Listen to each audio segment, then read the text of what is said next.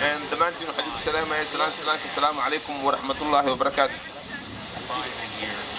maanta oo taariikhda tahay 20 December 2018 kuna beegan sanad guurada 75aad ee ka soo wareegtay aas-aaskii booliiska Soomaaliyeed waxaan salaan iyo bogaadin u dirayaa dhammaan booliiska ummadda Soomaaliyeed qoysaskooda ubadkooda meel kasta ay joogaan dalka Soomaaliyeed waxaan bogaadinayaa xilkasnimada daacadnimada iyo gudashada waajibaadka booliiska la garab taagan yahay ummadda Soomaaliyeed qaasatan sugada amniga oo ah tiirka ummad kasta ay ku noolaan karto saldhigna u ah xasiloonida iyo horumar waara mudayaan iyo marweyn dhammaan waa la wada soconaa horumarka iyo waxqabadka la taaban karo ee booliiska Soomaaliyeed gaaray muddooyinkii ugu dambeeyay waxaa xusid madan dhacdooyinka muhiimka ah ee booliisku qabtay sida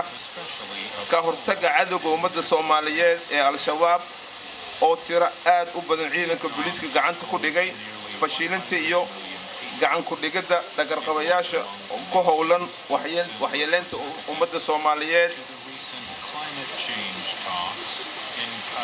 gacan ku dhigida gawaarida qarxa laga soo buuxiyay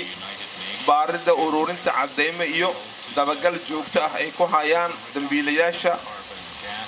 isku filnaashada booliiska Soomaaliyeed inay awoodaan tababarada ciidanka booliiska Soomaaliyeed taas oo laga kaaftoomay dad shisheeye inay ciidankeena tababaraan mudayaan iyo marweyn wasaaradda amniga gudaha oo gudanaysa waajibaadkeeda ay qaranku hayso waxay mar walba la garab taagan tahay horumarinta tayeenta kobcinta booliiska Soomaaliyeed iyo sida ay u heli lahaayeen daryeel agab isgaarsiin u suurageliya inay gutaan waajibaadkooda iyo xilka ay u hayaan qaranka Soomaaliyeed sida hadaba loogu miradhalimahan soo sheegay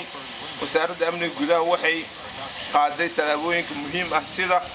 uqurgalka xaaladda dhabta ah ee booliiska Soomaaliyeed ku sugan yahay xaq ciidan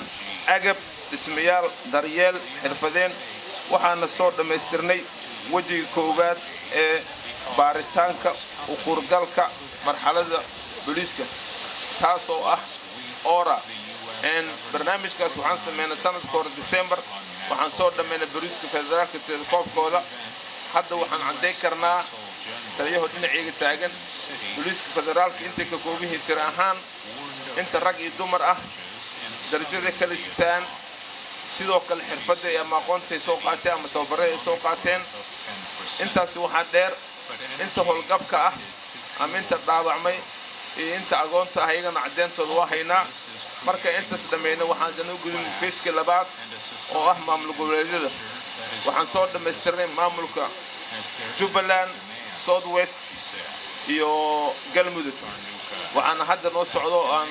mar dhow soo dhameystir doonaa Puntland iyo Hirshabelle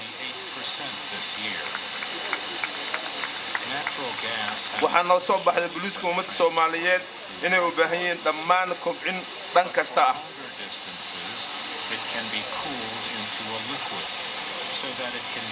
waxaan noo soo baxday inay laga marmaan tahay casriyeenta booliiska ummadda Soomaaliyeed si ay ula jaanqaadaan faldambiyeedka cusub ee ku soo kordhay adduunka sida argagixisada tahriibayaasha muqaadaraadka iyo dambiyada abaabulan mar labaad waxaan mahad gaar u celinayaa dhammaan booliiska ummadda Soomaaliyeed goob kasta ay ku sugan yihiin waxaan idin rajaynayaa caafimaad cumri dheer iyo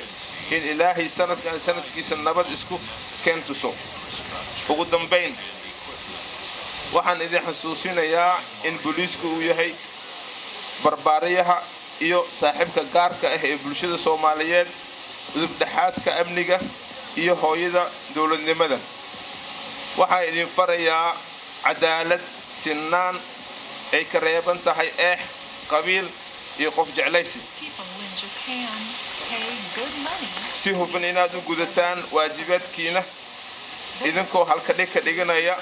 booliisku waa ummadda Soomaaliyeed waa booliiska waa mahadsantihiin